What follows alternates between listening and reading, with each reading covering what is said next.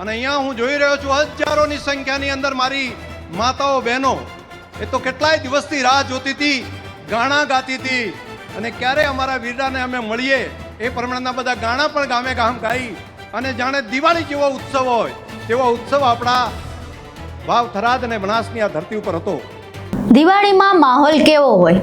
બે સમાજ આમને સામને આવી ગયા હોય, દીકરી પ્રેમ લગ્ન કરીને ગઈ હોય તો તેને ધાક ધમકી કે ગમે તે રીતે પરત લાવવાની વાત હોય, એકબીજા ઉપર હિંસાત્મક ટિપ્પણી કરવામાં આવતી હોય, મારી નાખવા કાપી નાખવાની ધમકીઓ આપવામાં આવતી હોય, એક બાજુ લાઠીઓ ઉડતી હોય, બીજી બાજુ પોલીસે ટીયર ગેસ છોડવા પડતા હોય, આવો હોય કંઈક દિવાળીનો માહોલ।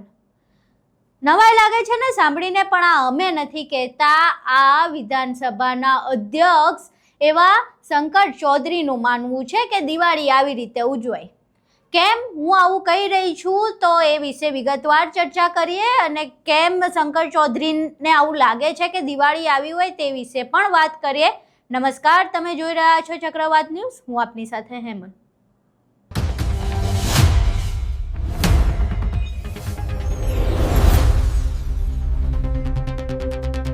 વડાપ્રધાન નરેન્દ્ર મોદી ગુજરાતની મુલાકાતે છે અને એમાંય બનાસકાંઠા પધાર્યા છે। હવે સાહેબ ગુજરાત આવે અને નેતાઓ તેમને રીઝવવાનો પ્રયાસ ન કરે એવું તો કેવી રીતે બને? આવું જ કંઈક શંકર ચૌધરીએ પણ કર્યું। મંચ ઉપર જે નેતાઓ હાજર હોય તે સાહેબને રીઝવવાનો પ્રયાસ કરે અને શંકર ચૌધરી પણ આ જ દોરે આગળ વધ્યા અને તેમણે પણ સાહેબને રીઝવવાનો પ્રયાસ કર્યો। જનતાને સંબોધન કરી રહ્યા હતા એ દરમિયાન તેમણે કહ્યું કે સાહેબ અહીંયા પધાર્યા, નરેન્દ્ર મોદીના ગુજરાત આગમન પહેલા બનાસકાંઠામાં દિવાળી જેવો માહોલ હતો। બહેનો અને મહિલાઓ તેમના આવવા માટેના ગુણગાન ગાઈ રહ્યા હતા અને ખૂબ જ ઉત્સુક હતા। પહેલા અહીં સાંભળીએ કે શંકર ચૌધરી શું કહી રહ્યા છે। આપણા મોદી સાહેબ અહીંયા આવ્યા છે।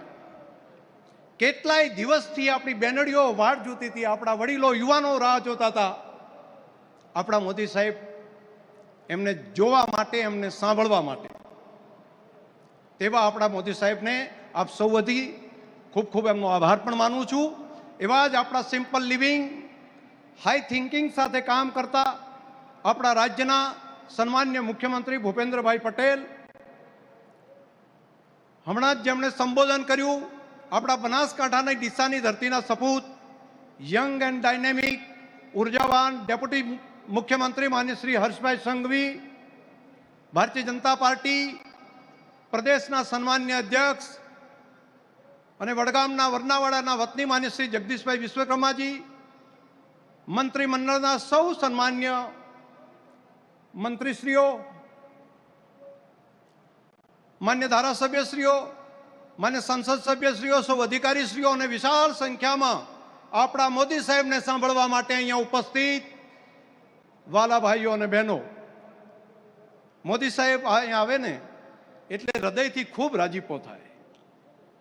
છેલ્લા 4-5 દિવસથી બધા લોકો ગામડે ગામડે અલગ અલગ કાર્યક્રમ કરીને મોદી સાહેબને મળવા માટે થનગની રહ્યા હતા અને અહીંયા હું જોઈ રહ્યો છું હજારોની સંખ્યાની અંદર મારી માતાઓ બહેનો એ તો કેટલાય દિવસથી રાહ જોતી હતી, ગાણા ગાતી હતી અને ક્યારે અમારા વીરાને અમે મળીએ એ પ્રમાણેના બધા ગાણા પણ ગામે ગામ ગાઈ અને જાણે દિવાળી જેવો ઉત્સવ હોય તેવો ઉત્સવ આપણા વાવ થરાદ અને બનાસની આ ધરતી ઉપર હતો। અને સૌથી આનંદ એ બાબતનો છે કે મોદી સાહેબ અહીંયા આવ્યા છે ત્યારે ભારતને વધુ સુરક્ષિત કરવા માટે એક મોટું એરપોર્ટ અહીંયા આગળ એમણે નિર્માણ કર્યું અને આજે એની અંદર વિમાન ઉતાર્યું। મોદી સાહેબે વિમાનમાં બેસીને આપણી ધરતી ઉપર અહીંયા આવ્યા। પહેલી વખત કદાચ આ ઘટના હશે। નરેન્દ્ર મોદીને મૂર્ખ બનાવવા નીકળ્યા છે। વડાપ્રધાન નરેન્દ્ર મોદી કંઈ પહેલી વખત તો ગુજરાત આવ્યા નથી અને એવું પણ નથી કે તેઓ ગુજરાતને ઓળખતા નથી। ઘણો લાંબો સમય તેમણે ગુજરાતના મુખ્યમંત્રી તરીકે શાસન કર્યું છે અને જ્યારે વડાપ્રધાન બન્યા તે પછી પણ ગુજરાત પર તેમનું એટલું જ ફોકસ છે અને એમની એટલી જ પકડ છે। શું શંકર ચૌધરીને એવું લાગતું હશે કે નરેન્દ્ર મોદી કોઈ દિવસ ગુજરાતની ન્યૂઝ ચેનલ્સ જોતા જ નહીં હોય? શું એમને ગુજરાતમાં શું થઈ રહ્યું છે ખબર જ નહીં પડતી હોય? શું ગુજરાતમાં કેવું વાતાવરણ છે નરેન્દ્ર મોદીને નહીં ખબર હોય એવું લાગી રહ્યું છે શંકર ચૌધરીને? કારણ કે શંકર ચૌધરી જો આવા વાતાવરણને દિવાળી જેવું વાતાવરણ કહેતા હોય તો એ એવું જ લાગી રહ્યું છે કે એ વડાપ્રધાન નરેન્દ્ર મોદીને મૂરખ બનાવવા માંગી રહ્યા છે, કારણ કે દિવાળીમાં તો આવો માહોલ ના જોઈ. બાકી તમને શું લાગે છે? શંકર ચૌધરી જે દિવાળીના માહોલની વાત કરે છે, એવો દિવાળીનો માહોલ બનાસકાંઠામાં હતો કે કેમ? અને તમારા ત્યાં દિવાળી કેવી રીતે ઉજવાય છે? કોમેન્ટ બોક્સમાં જરૂર જણાવજો. શંકર ચૌધરીએ જે કહ્યું તે વિશે તમારું શું માનવું છે એ પણ કોમેન્ટ બોક્સમાં જરૂર જણાવજો. બાકી વિડીયો પસંદ આવ્યો હોય તો વિડીયોને લાઇક કરો, શેર કરો અને ચેનલને સબસ્ક્રાઈબ કરવાનું ભૂલશો નહીં. નમસ્કાર.